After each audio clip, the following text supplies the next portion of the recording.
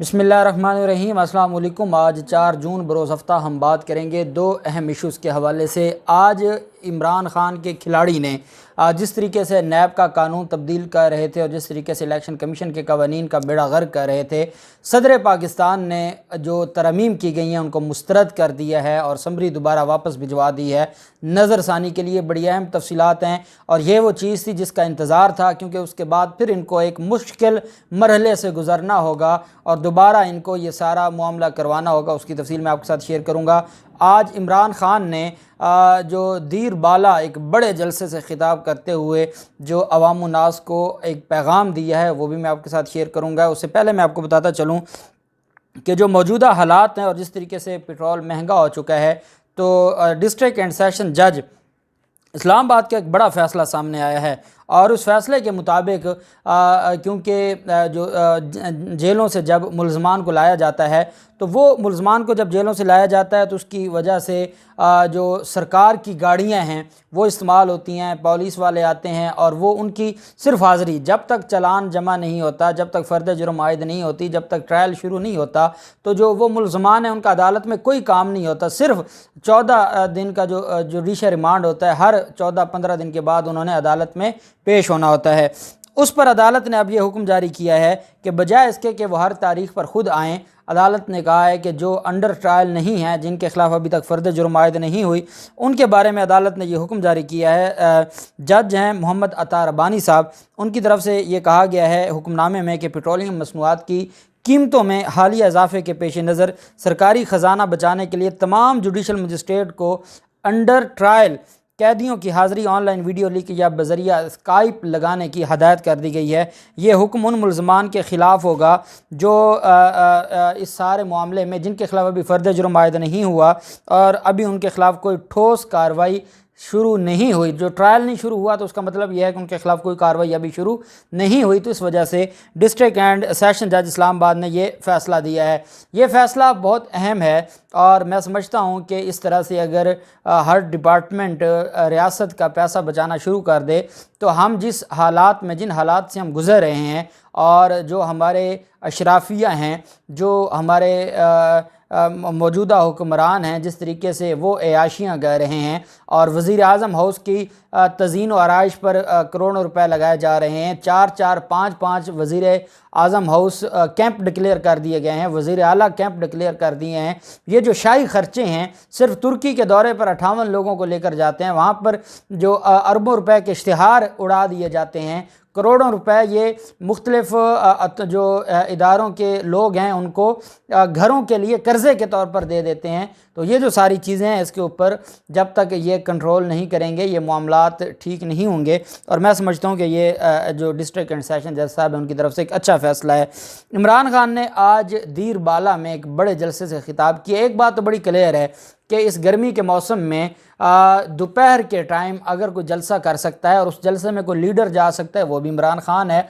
और इमरान ख़ान के लोग ही इतनी शदीद गर्मी में इतना बड़ा जलसा के जलसा गाह तो भर ही गई, पूरा स्टेडियम भर जाता है और बाहर भी लोग होते हैं और वो गर्मी के एहसास के बग़ैर वहाँ पर पहुँचते हैं। इम्पोर्टेड हुकूमत के ख़िलाफ़ जो इमरान ख़ान की एहतजाजी तहरीक है उसमें आज इमरान ख़ान की तरफ से दीर बाला में ये कहा गया है कि इम्पोर्टेड हुकूमत के सरबराह आसिफ जरदारी, शहबाज और नवाज शरीफ हैं, ये लोग इलेक्शन कमीशन को साथ मिलाकर धांधली की तैयारी कर रहे हैं।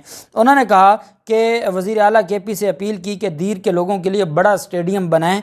लोग दरख्तों पर चढ़े हैं, सारी जगह फिल हो चुकी है और लोग पूरे नहीं आ रहे, इस वजह से यहाँ एक बड़ा स्टेडियम होना चाहिए। इमरान ख़ान का कहना था कि दीर पहाड़ी इलाका है, हर कोई ना कोई जगह ढूंढ कर स्टेडियम कोई ऐसी जगह ढूंढ कर स्टेडियम बनाया जाए, बड़े स्टेडियम बनाए ताकि नौजवान खेल सकें और वहाँ पर फिर PTI के जलसे भी हो सकें। पाकिस्तान तहरीक इंसाफ के चेयरमैन ने कहा कि हमारा दीर में जलसा करने का प्रोग्राम 4:30 बजे का था, लेकिन हमें खबर आई कि 2:30 बजे पूरा ग्राउंड भर चुका है। सारा पाकिस्तान एक आवाज़ लगा रहा है और वो है इम्पोर्टेड हुकूमत नामंजूर। उन्होंने कहा کہ نوجوان قوم کے لیے کھڑے ہیں، کبھی کسی کی غلامی ہم نے قبول نہیں کی، نہ کریں گے۔ ہم نے تحریک انصاف کا منشور قرارداد پاکستان سے لیا تھا۔ ہمارا رشتہ لا الہ الا اللہ ہے جو ہمیں اکٹھا رکھتا ہے۔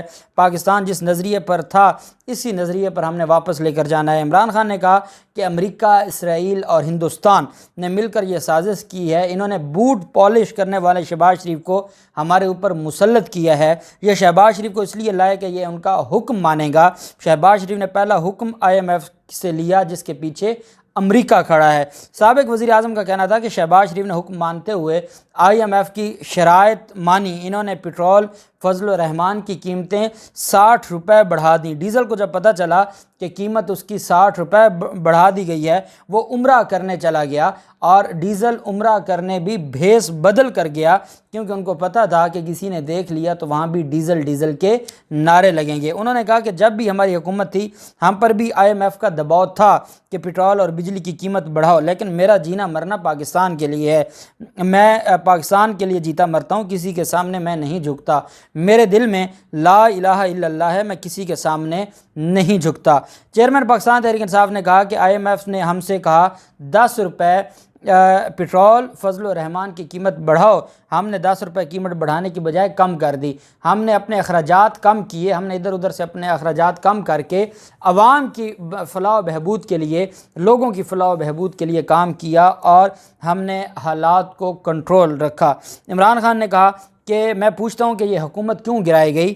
نون لیگ PP کی حکومتیں تو کرپشن پر گرائی جاتی تھیں، ہماری حکومت مہنگائی نہیں بلکہ کٹ پتلیوں کو بٹھانے کے لیے گرائی گئی۔ انہوں نے کہا کہ جب آپ نے یہ سازش کر ہی لی تھی تو پھر ملک تو سنبھالتے، ملک کی آپ اکانومی تو سنبھالتے۔ آج آپ روتے ہیں کہ عمران خان ہمارے لیے گڑھا کھود کر گئے تھے، تو آپ کو کس نے کہا تھا جب میں سارے معاملات کو چلا رہا تھا، جب میں نے سارا پریشر اپنے اوپر IMF کا لیا ہوا تھا، کیا شوق چڑھا تھا آپ کو کہ آپ میری حکومت گرا کے خود اس گڑھے، میں نے تو آپ کو نہیں کہا تھا کہ آئیں اور حکومت لیں اور آپ گڑھے میں گریں، آپ نے خود یہ چوز کیا۔ میں تو بڑے بڑوں کو جو ان کے سامنے سر فخر سے بلند کر کے کھڑا تھا، اپنی قوم کا سوچ رہا تھا، میں نے تو اپنی قوم کو بڑے طریقے سے کرونا کے دنوں سے نکالا تھا، اور آپ نے اچھے دنوں میں جب ہماری معیشت کی جو گروتھ ہے وہ بہتر ہو رہی تھی اور جو ہماری ملکی تاریخ میں ہماری گروتھ سب سے آگے جا رہی تھی، ان دنوں میں آ کے آپ نے ظلم کیا، ہماری انڈسٹری تباہ ہو جائے گی۔ آپ نے جو بجلی کا بحران پیدا کر دیا ہے، ڈیزل پٹرول مہنگا کر دیا ہے، ہماری انڈسٹری تباہ ہو جائے گی اور ہماری زراعت تباہ ہو جائے گی، اور ہماری انڈسٹری اور زراعت کے علاوہ ہمارا کوئی اور جو زر مبادلہ کا کوئی اور طریقہ نہیں ہے، اور کوئی اور ہماری سورس آف انکم ہمارے ملک کا نہیں ہے۔ یہی وجہ ہے کہ آپ نے ملک کو تباہ و برباد کرنے کا ٹھیکہ لے لیا ہے اور آپ اسی خاص مقصد پر کام کر رہے ہیں، لیکن انشاءاللہ ہم اپنی قوم کے لیے کھڑے ہیں اور کھڑے رہیں گے، اور ہم ان سارے معاملات پر قوم کا جو ہے وہ اعتماد لے کر آپ کا مقابلہ کریں گے۔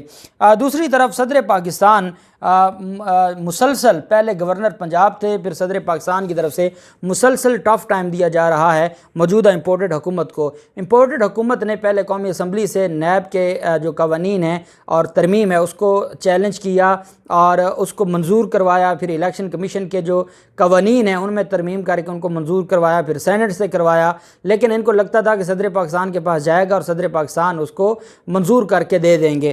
صدر پاکستان کی طرف سے باقاعدہ شک وائز اس کے اوپر اعتراض لگائے گئے ہیں۔ یہ پہلا ملک کا صدر ہوگا جس نے اس جو قانون کو پڑھا ہے اور بلکہ ایک ایک شک کو ڈسکس کیا ہے کہ اس میں یہ خرابیاں ہیں، یہ غیر آئینی اور غیر قانونی چیزیں ہیں جو آپ نے ایڈ کی ہیں۔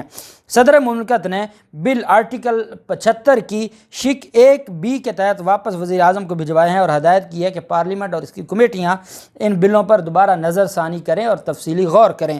صدر مملکت کا کہنا تھا کہ صدر مملکت کو قانون سازی کی تجاویز پر مطلع نہیں کیا گیا اور مطلع نہ کر کے آپ نے انفارم نہ کر کے آئین کے آرٹیکل 46 کی خلاف ورزی کی ہے۔ آپ نے صدر کو بتائے بغیر قانون ساز کی طرف سے یہ بھی اعتراض کیا گیا کہ جو دونوں بل ہیں وہ جلد بازی میں بنائے گئے ہیں اور 26 مئی کو قومی اسمبلی اور 27 مئی کو سینٹ سے منظور ہوئے۔